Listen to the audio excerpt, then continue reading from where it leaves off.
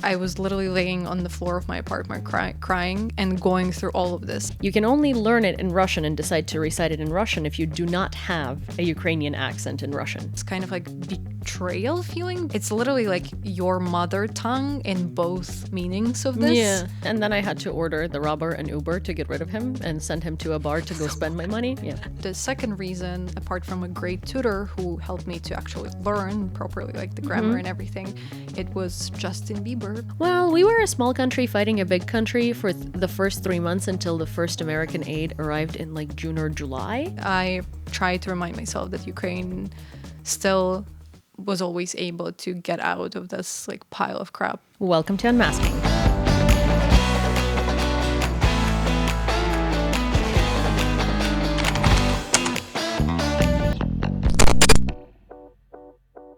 Yulia, and I promise you this is not a case of double identity or dissociative identity disorder.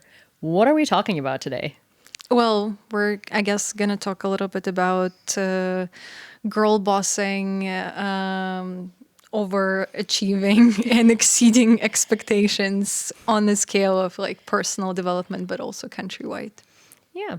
So this is Yulia Tymoshenko, and she is not our former prime minister. I wish she was the only Yulia Tymoshenko that was known in this country. But alas, she is a fantastic activist, also a boss-ass bitch, which is the cringiest thing I've ever said, but it is true. And you're literally the human example of that. And how would you summarize your activity in a couple of words before we talk about, because we are going to talk a lot about it today? That's a good question because it's very difficult for me and I struggle every time. It's like depends where I am. That's what I like tell about myself. If people invite me to do like, I don't know, like just talk about Ukraine abroad, I'm like, oh, I'm an activist from Ukraine. But in Ukraine, I also have my own like interview series on the media platform Ukrainer. So I also started calling myself a journalist. I was refusing to do that for some time, but when I started getting a little bit more into the actual job of doing it, and I realized that I spent a lot of hours to be deserved to be called like that, I started saying that I'm a journalist as well. But I also do,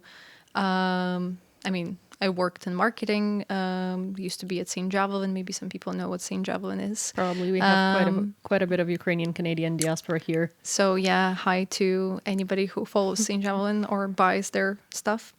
And I also sometimes call myself a communication specialist because I do help companies to communicate, especially when it comes to more like socially relevant things. Yeah, especially socially relevant things in English and abroad, because Ukraine is growing, I think, in that direction, but we're still kind of like learning. We're still babies in that respect, because our brands are just going international, and I think they started going international with like the speed of light with the beginning of the full-scale invasion. So your role is definitely a very big one in this. Yeah, thank you. I mean, to be honest, actually, this is like so funny that I swear this is not a plug for Yulia at all, even though it's going to feel like that for a little bit. But I feel like every time I find a brand and I like a brand and I'm like, ooh, this is cool. Like, this is the first time I see it. The next day you have PR from them on your stories and you're like, thank you to this brand for sending me a t-shirt. And I'm like, That's so funny that it's like not the other way around, but it's so nice. Yeah. Because I don't know, like I started discovering it myself, like all the huge boost of Ukrainian brands when it comes to like fashion and decor and other stuff in 2022, and I started sort of just showing it to my foreign audience. Yeah, well, you kind of have like a cool mix of, right? Like, so with this podcast, Masha and I wanted to sort of fill a niche that isn't there, which is talking about politics in Ukraine and kind of like how hard it is to live in the world that's literally enclosing and simultaneously exploding on you, but in a way that you would with a friend in a coffee shop, right? Because there's not really much stuff like that. You have like Joe Rogan with his far-right politics, like, you know, yelling and screaming and being very machismo. And then you don't necessarily have these like very comfortable conversations. But what you do with Ukraine is also like a niche that I think wasn't taken up at all. Now it's starting to be taken up, but you kind of were introducing Ukraine as not just war, but also like cool, funky, traditional things like Ukrainian clothing, like all of these. It was like a fashion activism blog in a way, which I thought was like really interesting. Yeah, it sounds probably really kind of bizarre to combine two things. And sometimes, like my friends or my followers, sometimes are joking that you would have such a striking contrast watching my stories. Sometimes you would have like, I don't know, here's me in a cute outfit. Then the night comes and I'm like, oh, here's me hiding in my bathroom from the bombs that are falling outside and all the drones. And they're like, whoa, this is, I was not expecting it, because obviously I'm posting it within the 24 hours and my Yeah. stories are still there together. But I was like, yes, this is literally my life. During the day, I try to enjoy myself, like put on the cute piece of clothes and go around, but then during night you have to deal with Russia, and I'm still lucky to live in a relatively safe area. I mean, we both live in Kyiv. Yeah. I mean, we both live also kind of central, so air defense is pretty good, which we can say about more surrounding Metro Kyiv areas. But it's, yeah, I thought it was it's cool because in an essence, like, I find it very interesting when people are not annoyed, but kind of shocked about posting cute, I don't know, I do these elevator looks sometimes. I guess I did more of them in the summer because I don't really live in the winter. I just survive and exist. Me too. I hate winter so much. I also don't know how to dress for winter. It's just like you look like a ball of yarn and everything, and it's just too much. It's, it's Yeah, not I feel cute. like nobody knows, and like people who are posting their cute winter outfits, they're faking it, because I'm like, no way you're walking in that kind of weather. Absolutely not. It's Like- like you came out of a car, took some pictures, and then went Yes, back. exactly. But yeah, it was. But that's kind of what life in Ukraine is, right? Like you sort of you get your morning coffee, you walk your dog, or I don't know, go on your morning run or whatever it is that you do in the morning, and then boom, explosion. Oops, right? So it's not just like, I think the things, the stories or like the Instagrams or whatever, like the life that is stark contrast is the most authentic, because that's what really happens. It's not like we can change it. Like I intentionally leave air raid alerts in when I film for work in my news briefings, I guess, just because why not? I mean, that's the reality, right? There is potentially Shahed drones or like missiles flying, but I'm going to still do my job because that's just what it is. And I'm used to it. But I'm gonna put you on the spot today a little bit because Fun. sorry. But I thought of like how your identity and sort of like your journey to where you are is very much echoing Ukraine. And I guess like how... Вона це Україна, sorry. I had to say it. Oh, yeah. To translate it to people, that there is a joke from a political campaign of my, I don't even know how to say it, like the woman who also carries the same name as me. And the way I explain it to foreigners is like, imagine your name is Hillary Clinton and you're a young 25-year-old. Yeah. But you live in a country where like there's another woman with the same name and she's a huge politician. And everyone hates her. And a lot of people, it's like, I think Hillary is not really the best example. No, many people hate Hillary. Yeah, that's true as well. I sometimes forget that. Yeah. But yeah, she has a slogan that basically she is Ukraine. And when Yulia was saying that my journey mirrors Ukraine, I was like, yes, she is Ukraine. Yeah, actually, that is such a good joke. I'm sure that Ukrainian people who listen to this are going to really appreciate it. Yeah, I mean, every single time I tell anyone that they'll be like, "Oh, what are you doing?" And I'll be like, "Oh, I'm going to a coffee shop with Yulia Tymoshenko." And the face of people. That every time I get it, actually, our sound engineer, when I had announced in our group chat that Yulia Tymoshenko is going to be the next co-host on the podcast, did send a Yulia Tymoshenko meme. Perfect. I'm sure it's the first time we get that. Yeah, I never got that before. I'll send you a good sticker pack on Telegram with that.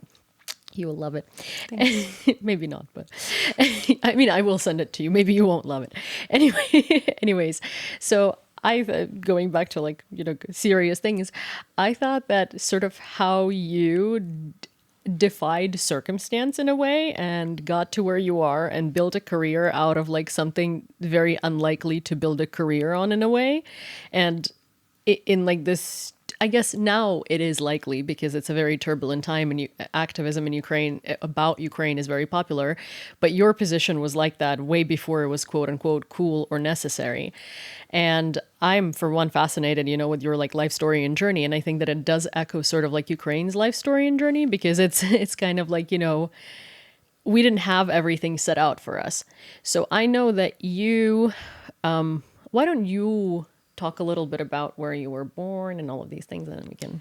I mean, that's something that I think like talk about a lot when I try to explain why I do things that I do. And that's like starting literally from like my childhood in the place where I was born, and how that defined me. And I guess define my love for Ukraine. And when you say kind of like building career out of it, I feel like it might sound a little bit like, like as if I'm doing it to like, to just like get, I don't know, some sort of monetary like benefit. monetary benefit. No, but I mean it in a way where like, you did something that you were passionate about, especially at a time at which it wasn't considered cool. And most people probably dismissed it in a way, especially like definitely before 2022. But you were able to not only continue doing it, also be heard, but also like have a successful career doing it, Yeah. Like, yeah, that's why, I mean, I'm just saying it to, so like people kind of understand, because I think like, unfortunately, I mean, that's the topic as well that I think we should, or maybe we can talk about, is also like foreigners who are trying to build a career out of Ukraine, which is very painful for me sometimes. But yeah, for me, basically, just to go back to your question, I was born and raised in like a small village outside of Kyiv. It's like an hour away east direction. And it was also, jumping ahead, occupied in 2022 for like a month, fortunately, just for a month. And it was liberated, and, my home and my family is okay, luckily, but a lot of people weren't okay. Yeah, my childhood was very simple, but also beautiful in a sense, because I just had like nature, our house, and like I was going to school in my village. There never was much to do apart from just like hanging out in nature. And I don't remember what I was doing in winter, but I'm pretty sure I would still spend a lot of time in winter outside. I mean, slaying is Yes, slaying. Slaying. I've been slaying since I was like 4. I mean, you were. Exactly. Right now, looking back, and after again jumping ahead, after having lived, I forget English, but you got what I mean. After living in the States and like in big cities like New York, for example, I was like, oh my gosh, I would never raise a child here, because just comparing to my experience, I think that was really, really great. But also my family has like, I wouldn't say that they like know their own like history super deeply, but unfortunately, the history of my family is very much full of Russian oppression, and you can literally track the things that it did to Ukraine through just sort of like my personal generational line, like history. And that obviously includes Holodomor. And I think hearing stories about that really, really impacted me since I was very, very young. And I remember just hearing about how like, my great grandma had to like survive in the village by cooking from grass essentially, or like walking 40 kilometers to Kyiv to find bread for her family, and essentially for my grandfather. I was very shocked, and I asked my dad, and I was very little, I was like 7 maybe, and I asked my dad like, oh, why did this happen? Because like they tell you about this like horrible thing happening, and as a child, and I think it's the same when we hear about war, I don't know about you, but I always had like question why, like okay, like there was this like huge war, but like what was the reason? What was the reason? There was like this famine, people were dying, like you said that somebody came and took food, but like why? And as a child, it's like so hard. And who as well. And as a child, it's so hard to like grasp it. But I'm really grateful for my dad specifically, because he had very like clear cut answers, which and a very very simple ones, which are very easy for kids to understand specifically. And I think it's very important at that age to like explain it in a very simple terms to kids. And he was like, oh, because Russia like hated us, they just want us to disappear, they just wanted Ukraine to not exist. And that thing really stuck with me for like a while, and made me to sort of look at Ukraine's history and also at later at whole geopolitical situation through this kind of lens of my personal family experience. And obviously, and I tell the story a lot, but I don't know if I've actually told it like this verbally in the interview, so because I've written about it. But on the February 2020, 24th of 2022, I literally I remember when I was sitting in my apartment in Kyiv and reading the news about Russian tanks approaching the city. I mean, first of all, that by itself, it was such a hard thing to grasp. But I realized that I could have been that first generation that never suffered from Russia, that always, that was born already in, you know, like free Ukraine, that never had to go through what my grandparents had to go through.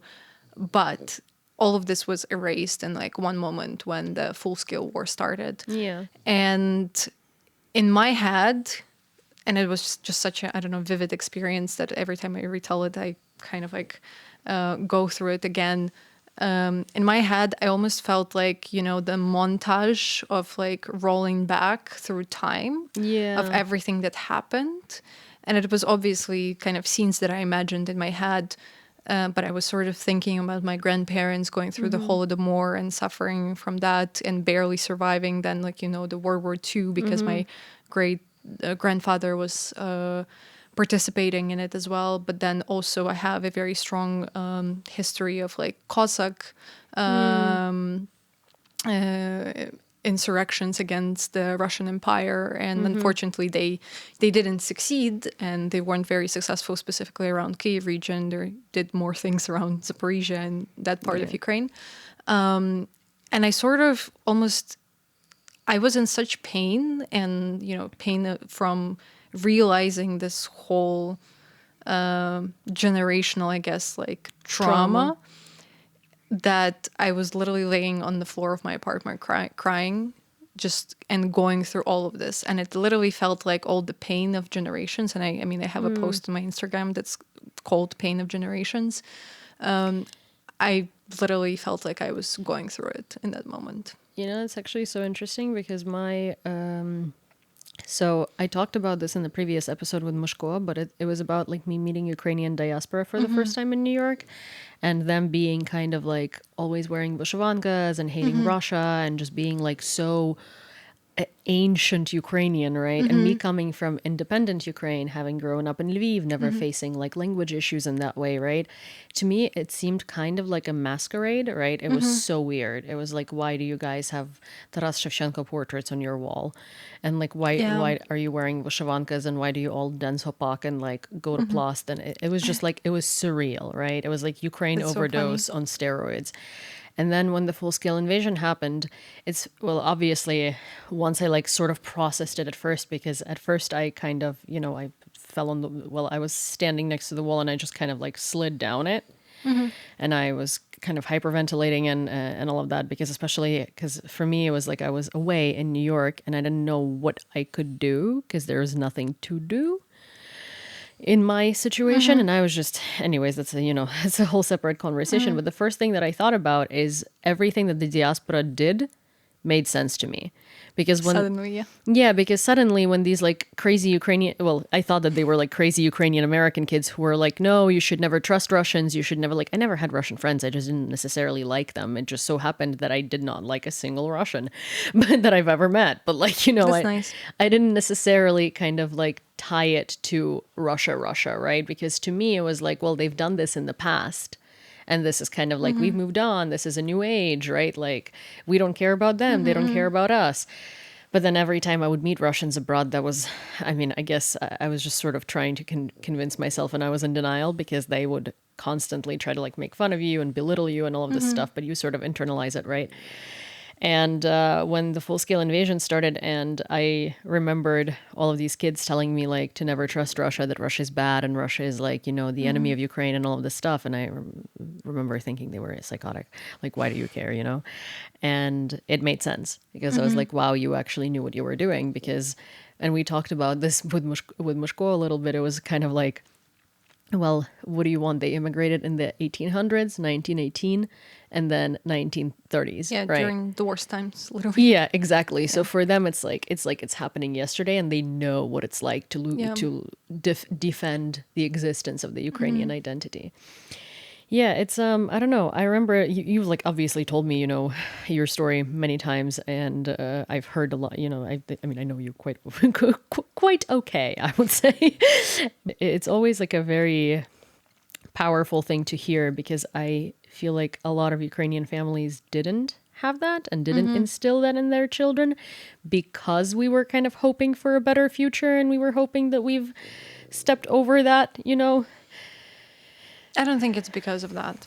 I think it's actually because of the very much systemic as well, like erasure of memory, of like historic memory that Russia has been doing. And when you talk about the Holodomor, for example, I think I've interviewed survivors of the Holodomor in my village, and I've also talked to like my grandma about it, but she wasn't a survivor. Her dad was, so my great grandfather. Yeah. But all of them are like, you need to really gain their trust because even right now, like not a lot of them left right now, but even in like 2020, they would be terrified that if they speak about it, the government would come and do something, or somebody would come and do something to them. I think a lot of that comes from that, but other things come from, you know, as well, maybe like really, erasure of your own identity, so you're not like really caring. But also taking it for granted, right? Because you're kind of like a bird out of the cage. You live in independent Ukraine. Nothing is a threat anymore, right? Like you have your own country, you have your own flag, you have your own symbols. Like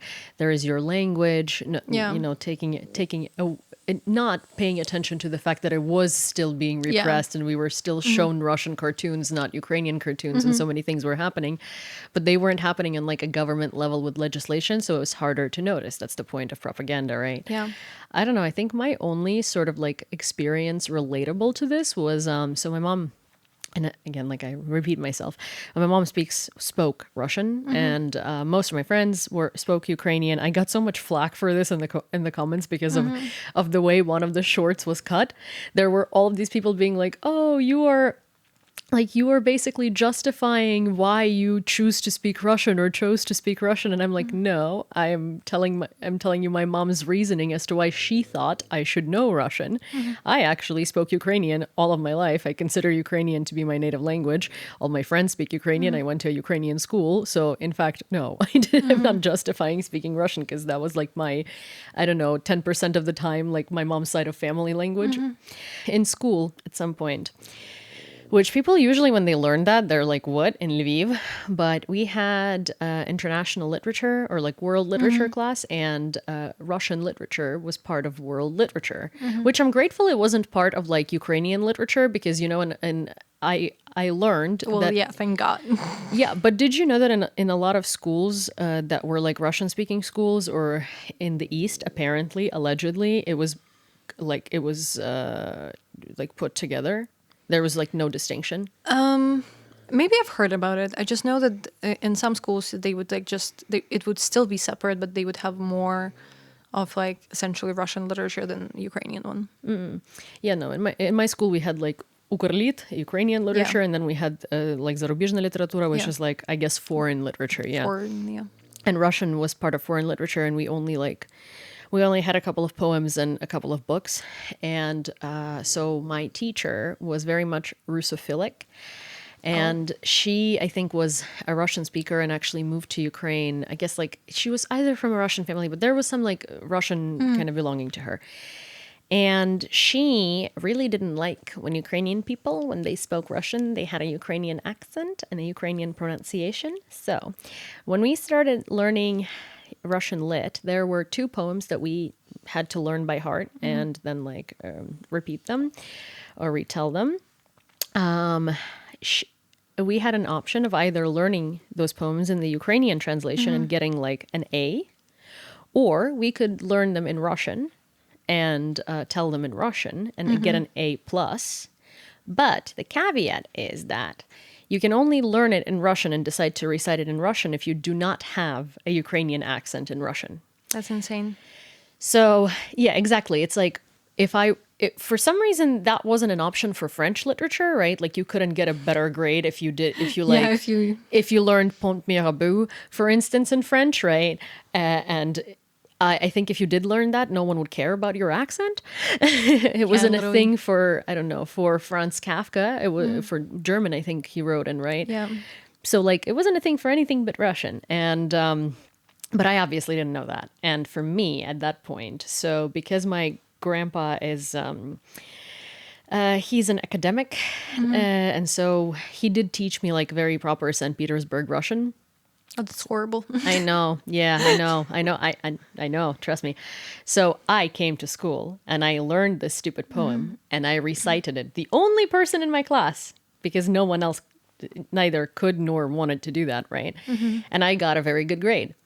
And I was so freaking proud of myself because I was like, oh, I'm better than everyone. I can do this. I came home and I'm telling this story to my dad about this great grade that I got because, you know, I'm so much better than everyone and I can speak Russian without the accent. And it was like end of the semester. And my dad came back with Tarasovy Shlyakhy, which is a book called Taras's Ways, Taras Shevchenko's autobiography. It's a book, I think it's like this thick. Yeah. And it has, the pages are divided in 2 rows. It is very hard to read. It is an incredibly difficult book. And it kind of showcases Ukrainian struggle. And so while everyone was enjoying their summer and having a fantastic time, I was given Tarasovy Shlyakhy to read, and I had to read, I think, 35 pages a day and understand why that statement was horrendous and inappropriate.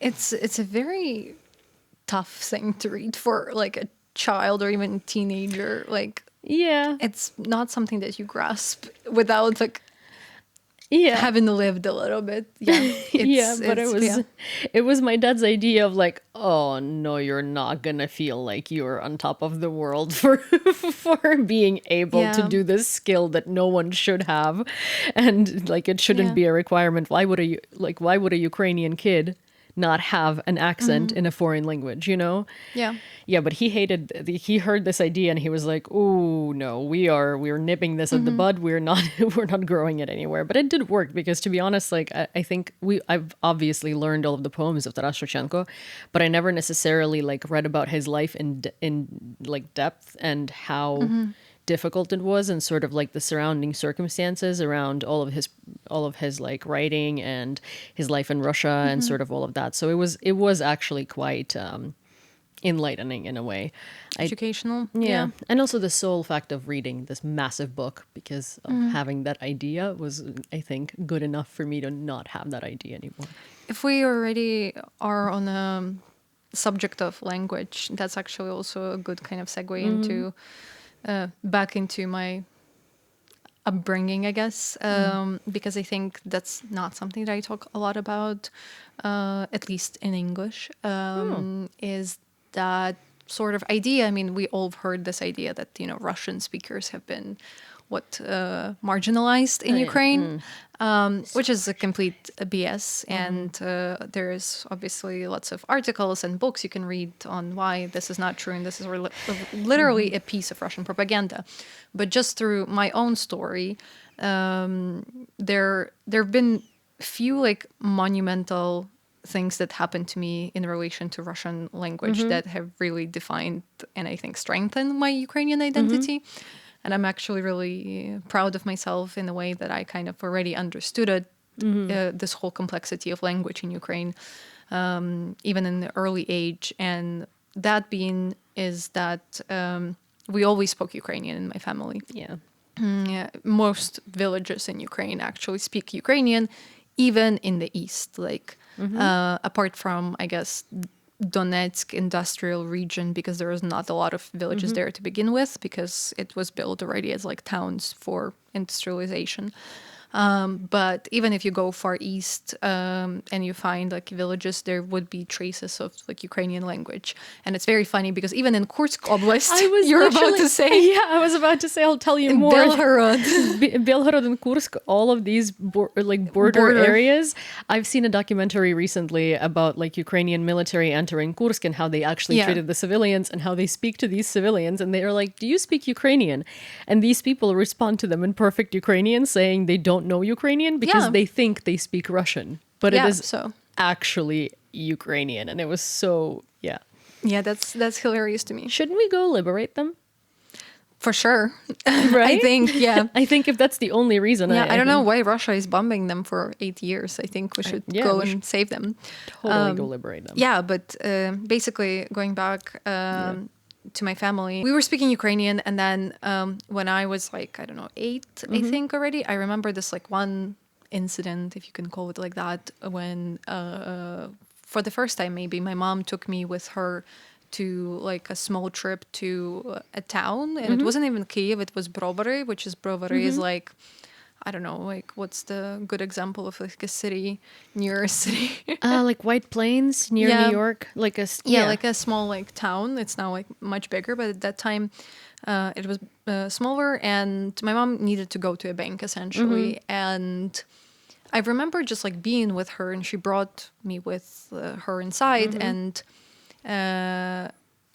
we entered, and she started speaking already to a lady at the bank at the register in Russian, and it was like the first time I've heard my mom speaking in Russian, and I was like, well, hold on, like wait a minute, what is this? Like, why is she speaking the language that I've never heard? Like, I already knew that it was Russian, but I never heard her speak that, and I was very confused. And then, you know, when I asked my mom later to explain why, she couldn't really explain it to me, because she was like, oh, I think it's like sounds better or whatever, like she said. And at that time it was like almost like this kind of like betrayal feeling, because it's literally like your mother tongue in both meanings of this. And for the first time you hear your mom switching it to something, and not because that person doesn't understand her. I knew already as well that that person could totally understand her in Ukrainian. And I knew that she's not doing it to like, I don't know, to be able to communicate, but for something else. And that something else, I already kind of felt like it was her trying to not be from the village. To fit in, To fit in. And that made me think of like, okay, if she's doing that, it means that there is some sort of problem with her speaking Ukrainian, and there is something like, quote unquote, bad about it that she's trying almost like to hide.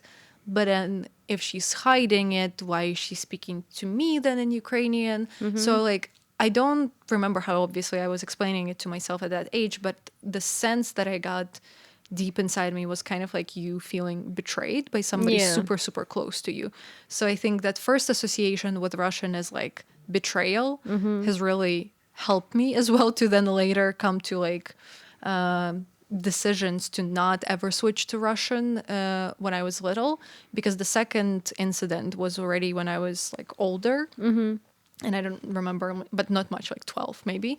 And I went to a summer camp outside of Kyiv, and it was basically just city kids. I think like 80% were from Kyiv, and then like 20 or 15 were from the neighboring villages in Kyiv. And immediately, even in that age, like the village kids try to switch to Russian. And mind you, I never even like studied Russian properly. I never had Russian in my school, so I could only like probably speak it a little bit, and I could perfectly understand it because of TV and other things that we were exposed to it a lot. And I remember like a boy running up to me because he heard me speaking Ukrainian, and he said in Russian, it was something like, ha ha ha, like you're speaking in Ukrainian, like, does it mean that you're like from a village? And he used not just like that word, he used like a word seluchka, which is like a derogatory way. Yeah, it's like a redneck. Yeah. It's like a redneck, yeah, essentially. And I felt like, I mean, terrible, obviously. But I also remembered that first incident with my mom, and I was like, I'm not going to be like her. I'm not going to switch. Yeah. Well, for me, it was interesting. I don't like doing what people impose me to do, even though like I spoke Russian at home with mom, so it wasn't really like a big deal, right? But I just remember coming to Kyiv, and I think I was like maybe 11 or 12 or something. I was visiting friends, and I knew they spoke Russian, but I just assumed that they had like a similar situation. Yeah, I didn't realize how Russified Ukraine was, because I lived in Lviv, and then you know, I had friends from Ternopil and they also spoke Ukrainian. My friends from Frankivsk also spoke Ukrainian. Like I didn't really meet that many Russian speaking people, and those were more like dinosaurs. It was like, oh, something was like in your family, someone's Russian, that's why. And I didn't for a very long time, I actually didn't realize that how common it was. And then I came to Kyiv, and I was talking to my dad on the phone, and I was like, yeah, I got there. My friends were like meeting me, and my friends were introducing me to their friends, right? And the friends heard me speak Ukrainian, and they were like, oh, ty що, з Львова? As in like, oh, so you're from Lviv, right? And I mean, like, I didn't tell them where I was from, right? But I was speaking Ukrainian, so the automatic assumption was I was from Lviv. But in my head, I was like, why, right? Like, I could be from Frankivsk, I could be from Ternopil, I could be from Lutsk. Yeah.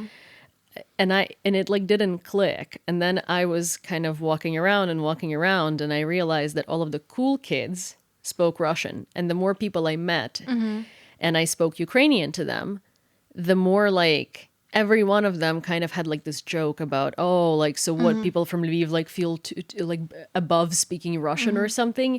And it was so weird to me, because it was like kind of like the first big time that I was thrown into this environment where I was like bullied for speaking Ukrainian. Same. And I also had like no understanding as to why on earth. Yeah. Why? Yeah. Yeah.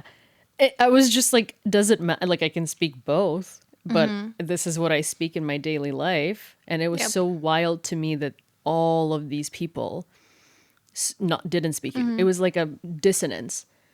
It was a very weird experience. Yeah, no, and then, you know, and then you ask a question like, so which language was oppressed? Like, who was feeling oppressed speaking which language? Because Russia is really trying to promote that idea that it was always the Russian speakers, but no. I mean, when I was 15, I went to Zaporizhia with my dad, and he kind of dropped me off on that very long street. So if our viewers have never been to Zaporizhia, it's a one super duper long street, and that's their like entire city, and then there are like tiny little micro neighborhoods coming out of the street. And I was dropped off at like the very bottom of the street, and my dad went to like do his business, whatever. It was like 40 degrees, and I was trying to find a supermarket, so I walked maybe like kilometers to Ukraina Mall, which is ironic in this situation. And I walked into the supermarket there, and I was trying to buy water. Obviously, I didn't even think about the fact that I was in Zaporizhia and most people are going to speak Russian. I was just talking to my dad. I was in my Ukrainian mode, right? Which was my like standard mode. And I'm buying this water, and I like asked this woman some questions about something, and she was like, speak normal. And she literally was refusing to sell me this bottle of water unless I would speak Russian to her. That's insane. And I was just kind of like, what is your problem? Like, do you really care? Because I think the biggest thing that didn't fit in my brain was kind of like, why do you care so much? Like, sure, you can speak whatever you want to speak, but why is it that I can't speak it? Like, why can't I speak my language in my country? Yep. And at that point, I was like a teenager. I was 14 probably. So it was like kind of sinking in already that this is a problem. And it's a big problem. If you're still watching, please don't forget to subscribe, like this video, and share it with your friends. Can I ask you? So you said that you went to school in your village, right? Yep. Like K through 11? Yep. How did you learn English to the degree to which you did? Because I went to a private school in Ukraine that was like heavily English focused, and that's not why I know English. Yeah. And like it was yeah. So I think it's pretty much similar to probably your experience, but you moved to US for like, I think like you moved to work already, or did you no, move no, to no. study? I study, but I speak English since I was like a kid. Oh, So okay. there is like a lot of backstory to it. Yeah. Okay. So Yeah. yeah. I mean, my English was terrible till grade 8. And it was the only subject which I realized that I sucked because I went to like a competition, like regional competition, and I placed really, really like below of like what I usually placed in other subjects. And I came home and I was like, I really need to like do something about this. And my parents found me like a really great tutor, because in my in my school, we had like a teacher who would just tell us to just copy paste text, like write down the text you see in the book, and that's it. So that's why it was terrible. And then the second reason, apart from a great tutor who helped me to actually learn properly, like the grammar and everything, it was Justin Bieber, because I was a huge Justin Bieber fan. I wasn't You were a belieber. Belieber. I wasn't just a believer. I was. This is my favorite thing. My favorite story also ever. I wasn't just a believer. I'm just I like, did something that Petro Poroshenko, the 5th president of Ukraine, did with the church, by splitting it, like, Ukrainian church from the Russian church.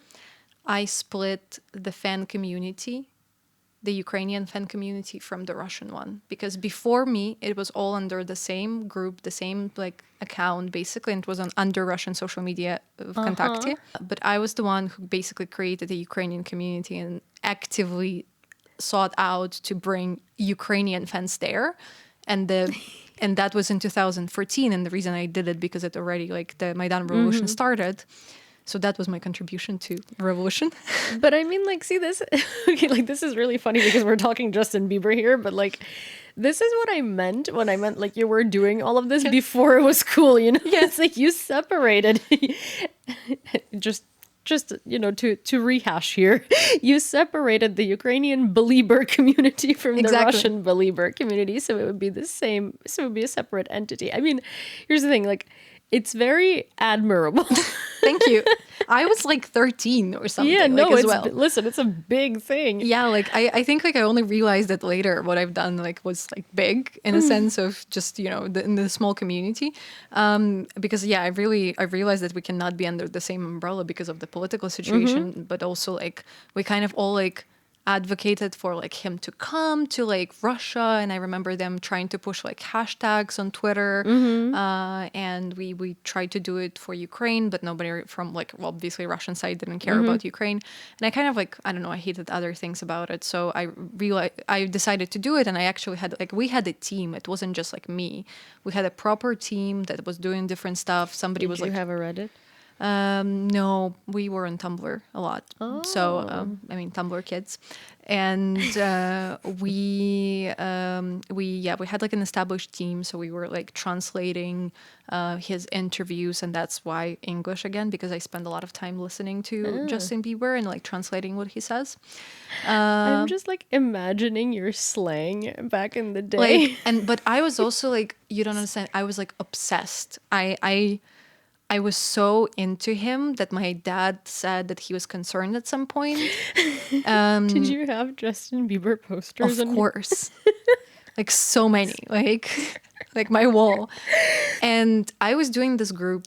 I like felt responsible to bring the news about Justin Bieber to the Ukrainian community, which I separated. And I also separated by establishing Ukrainian as official language. We actually had like a mini fight within like the 5 other girls, because some of the girls were like, yeah, let's do it in Ukrainian. And then other girls were like, well, I don't care. I'm from Kyiv. I speak Russian. Why this cannot be in Russian? And I was like, no, the only reason this cannot be in Russian is because I don't want Russian fans to also come and follow this page, because it was open. Like anybody could follow. It, And the only thing to kind of keep them out was to keep it in Ukrainian. And I was like, wow, this is such a, firm language policy that I had back in 2014 like, when hey, I was at a girl, honestly. literally. And but I would spend literally all my morning before going to school, apart from getting ready, I would spend whatever time I had left updating the first news we would get over the night about him. So you kind of had training for the full-scale invasion and for the news coming Oh my god! I never thought about it like that. you know how like now, Yes. so all of my friends who work in newsrooms, they absolutely hate it right now because Trump starts like Yeah, his yeah. tweeting tantrums, like when when Late people at are night, yeah. when people are going to bed here. So now there are like a lot of news agencies that have to have more staff overnight because obviously the most juiciest weird stuff happens overnight. Yeah. And so Yeah.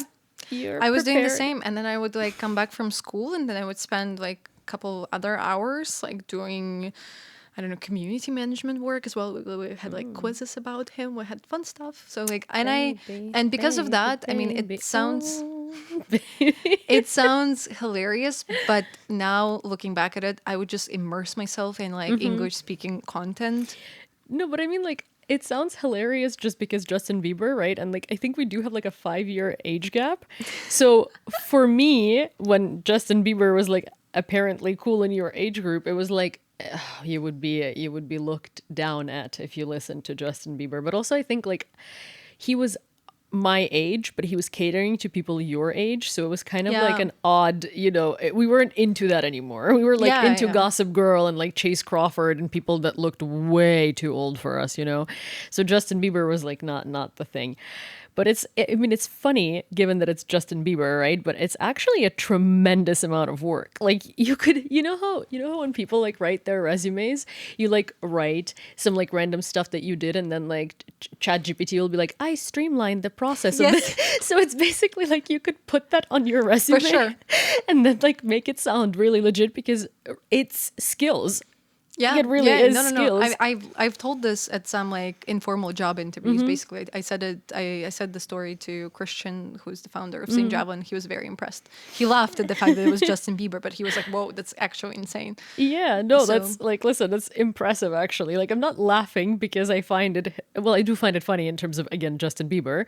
Yeah. And like the Beliebers and just the whole, But in terms of like a 13-year-old or however old you were, like doing that tremendous amount of work and actually making it into something feasible and kind of like the dichotomy of Ukrainian identity and other much deeper motives behind it and much deeper impact is like, Yep.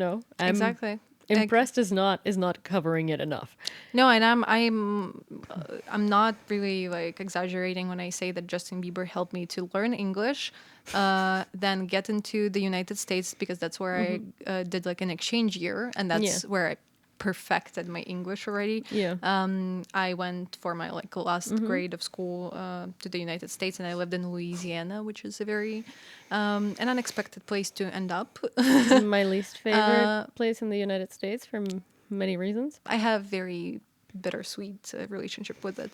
I got robbed at gunpoint in New Orleans no. on my birthday. Okay, no, don't. Yeah, Yeah. yeah. I love New Orleans. City. By the Mississippi River, by the way.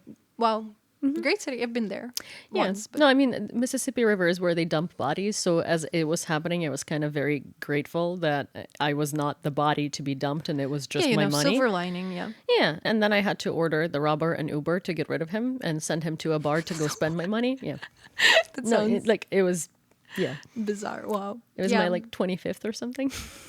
Yeah, and I actually wrote like when we were getting into this like exchange program, you had to like write like several essays, and one of the essays was about like what's your like role model, and I wrote about Justin Bieber. I'm actually really happy that it got me through. So for whoever was reading it, but then because of that, I was able to then get back and realize that, well, I'm from a small village. My parents don't have money to like.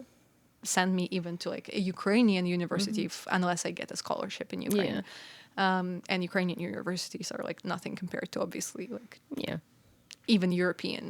I realized that, well, I need to like find opportunities to do it myself basically. And then, a lot of people were telling me like, well, there's like nothing like that. Like, no, like you're not gonna get like a big scholarship and all of that. But somehow I found out about NYU Abu Dhabi, which is essentially NYU's campus in Abu Dhabi, and basically it has very like generous financial aid. So it's not actually like merit based, it's need based. If you declare your financial profile, if your family, and if you don't have substantial amount of money, they will basically cover everything for you. And I realized that this university is like literally my chance to get like a really, really good education and without like having to burden my parents. So that's how I got very obsessed with it, and I didn't believe till the end that I'm gonna get in, but I did. And and that's where I spent like 4 years traveling the world, like studying, going to New York as well, because that's where the main campus is, and it gave me so much. But it also gave me exposure to basically.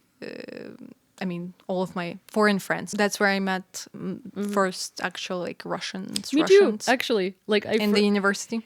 Yes, in the United States was my first time meeting Russians, and I was like actual Russians, and I was just like, wow, this, because I've met like a lot of Russians, and they were from all walks of life, and for some reason, all of them were tacky, and all of them were like, those like ladies in marshrutkas.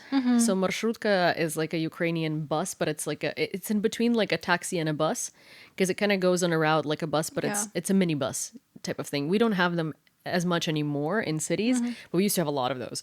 And there's always this like lady in the marshrutka. She has like red hair and like lots of makeup, and it's like, green eyeshadow and like orange blush, and she's just tacky.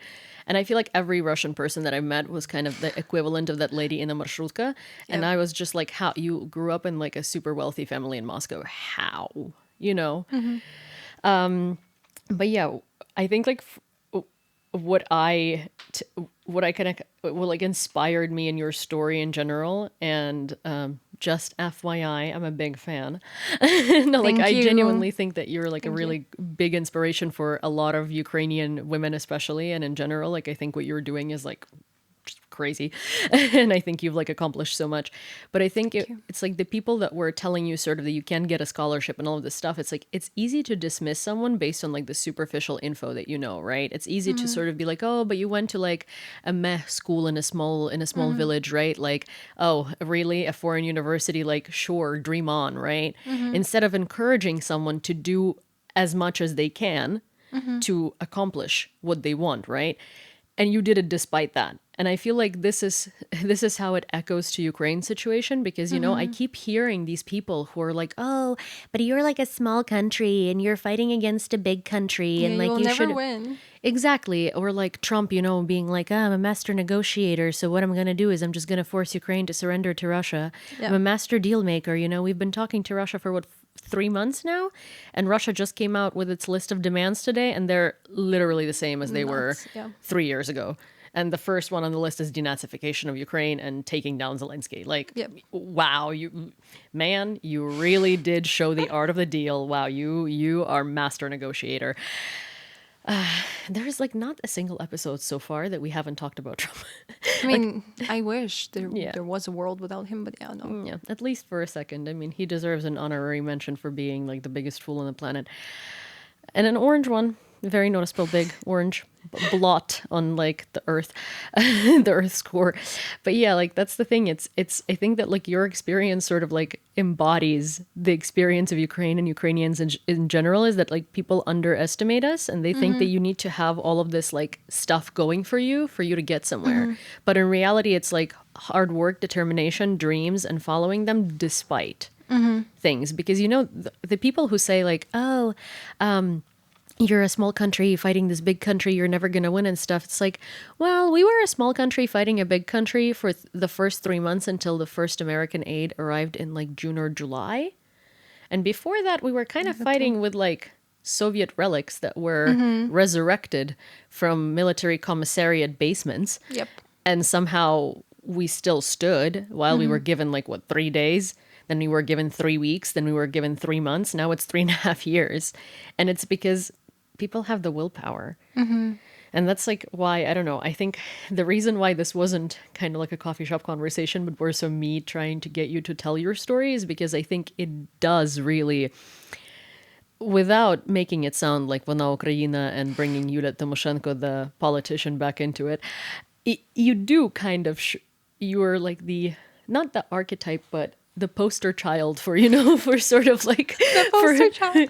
well, kinda, because like, it's like all of the odds were against you, but you are one of the most well-known activists in Ukraine. You're one of the most well-known bloggers in Ukraine. Like, yeah, you also work with the biggest international sort of like startups here, and they all do good for Ukraine. And you've taken this passion for talking about Ukraine and teaching people about Ukraine and not backing down.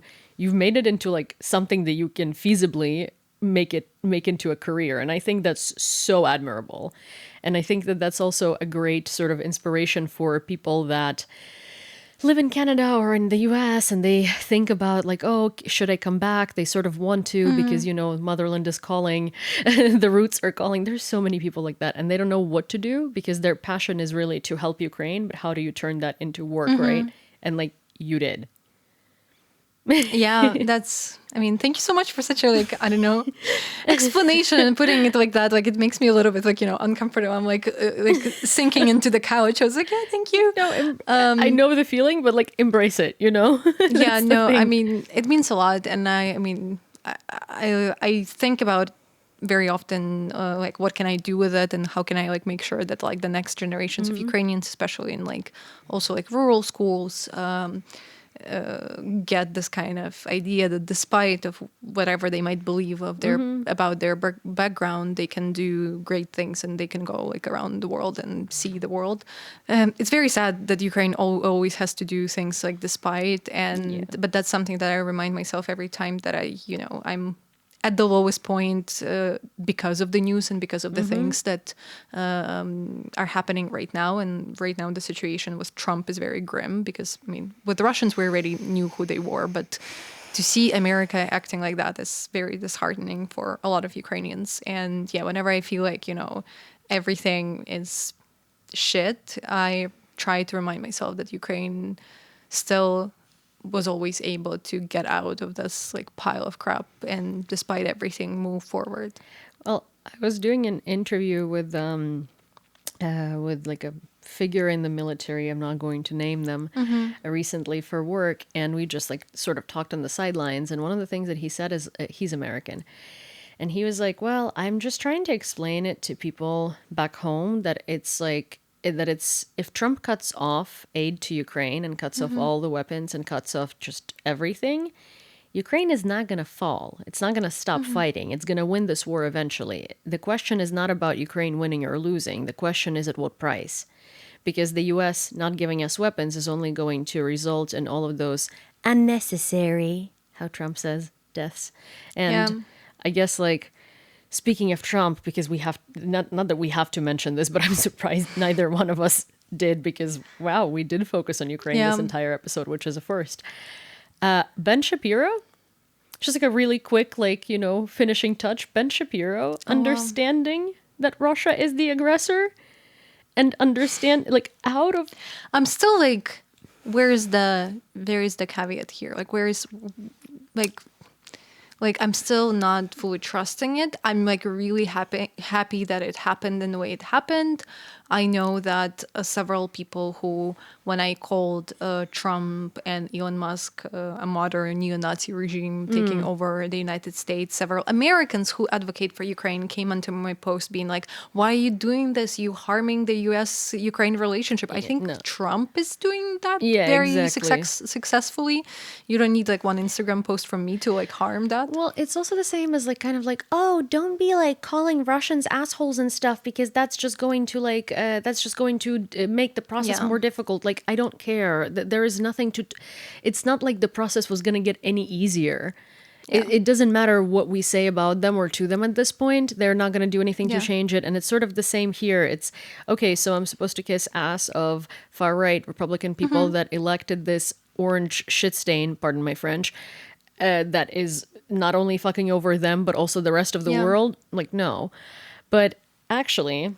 inspirational little moment. So, yeah, I heard about this interview dropping from my Frenchman, who like knows that Ben Shapiro is a far right blogger, but has not really engaged with any of his content. So he doesn't know like the misogyny bits. He doesn't know Yeah. the like really crazy, insane Yeah. beliefs that he has.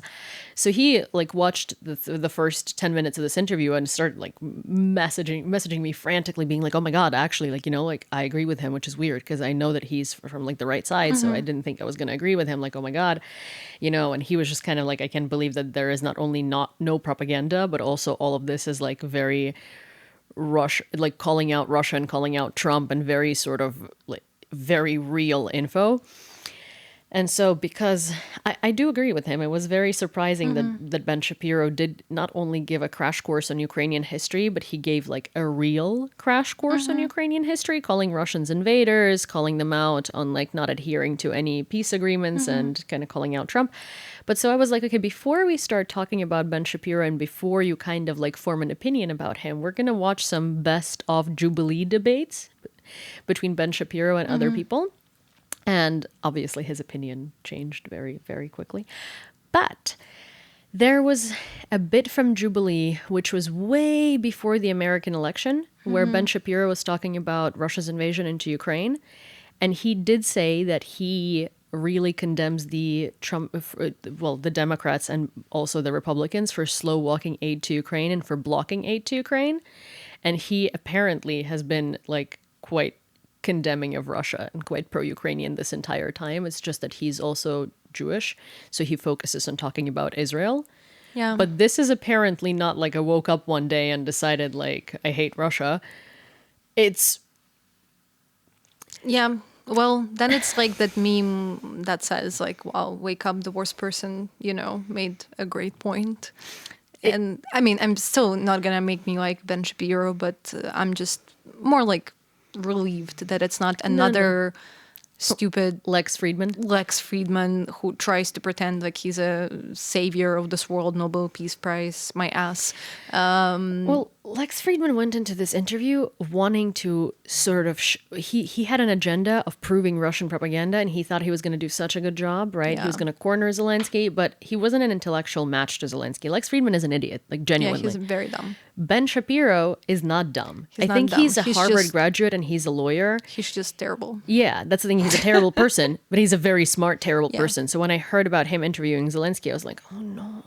Yeah. But hey, turned out pretty well. And I think, you know what? We should drink to it. Well, you should drink to it because we have I wouldn't call it a sponsor. I still don't know how to call it because it's really, we're sort of like ambassadors and partners of this because it's our friends' gin brand and it's really good. Nice. And I didn't like agree to have this on the podcast because they're paying us. It's more of just, you know, we really like it and we want to promote Ukrainian brands, but it's a gin. It's a really good gin and I make everyone try it. Amazing. Okay. Let's not do like, oh yeah, this is perfect. Okay, wait. So what are we drinking to? I guess we're drinking to surviving, keeping Ukrainian Oh, that's identity. nice. And wait, I think if we continue... Don't say Ben Shapiro. No. We're not drinking to Ben Shapiro. Okay. You know how Ukrainian grandmas say svet, svet, svet? I'm not even religious, but I'm going to do that. Which means holy, holy, holy, basically, or like a, you know, kind of like a demonic exorcism type of thing.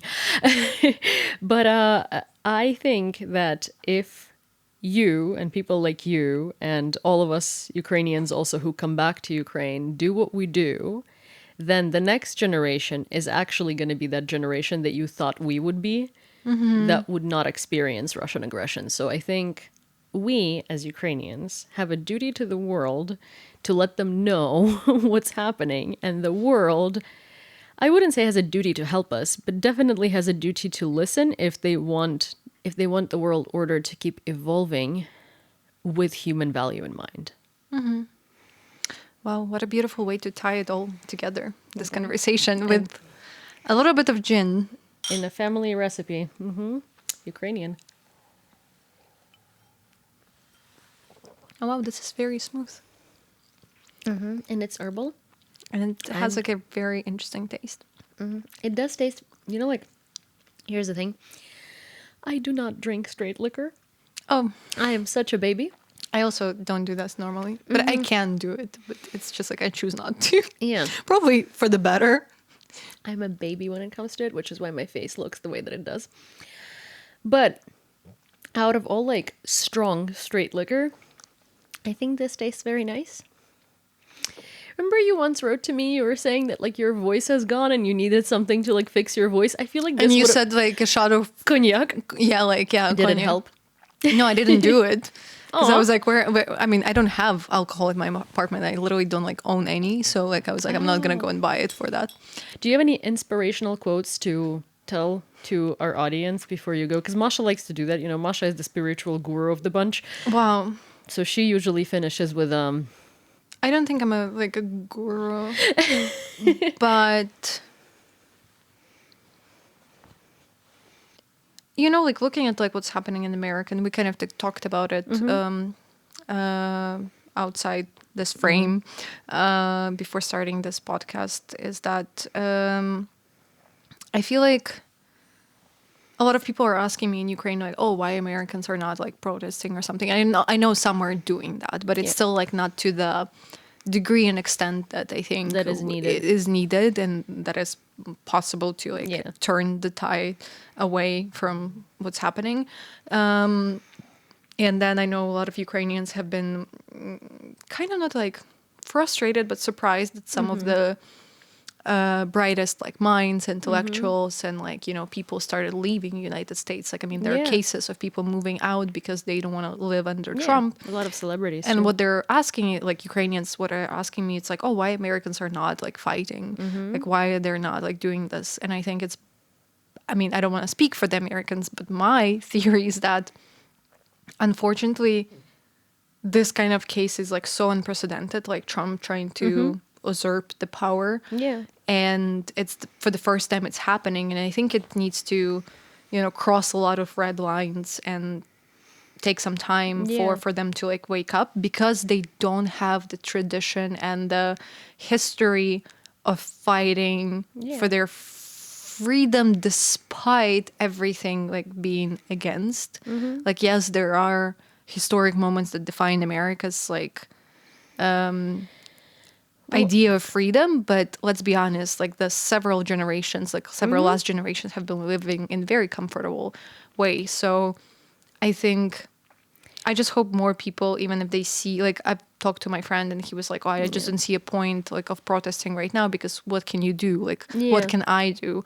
And Americans also don't have an identity currently. That's a similarity between Russians and Americans. There is not an identity. Like, what is an American identity? To me, I always jokingly respond that it's McDonald's, Coke, and I don't mean like, you know, Coca-Cola. Coca-Cola, yeah. And like the American flag shorts on 4th of July. That's about it, right? So a lot of people are having a hard time kind of convincing themselves to fight, because what are they fighting for? Yeah. But I think that the inspirational bit here is that you can always discover that, and you can always form the new identity. And I feel like if the US... And you can form an identity through the fight, which basically what happened in Ukraine. Yeah, exactly. And as in, like, you can start from scratch. You know, like if you don't like that America is a country that was born through colonialism, then rewrite the history. You know, like do everything you can do for the next generation to do right by everyone, right? Yeah. It's never too late to start. And I think that's actually a good wrap up. Yep. Thank you so much for this conversation. It's been really great. And I hope we didn't upset some Americans watching this, because I mean, I do love US in my heart, but it's just very sad. It is very sad, but also I think the Americans in the comments usually are like, yeah. Well, thank you, Yulia,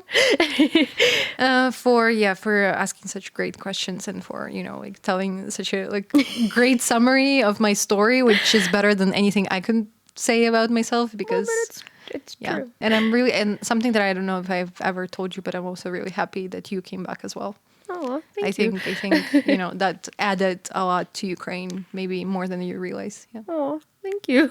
That's like the nicest thing anyone has ever said to me.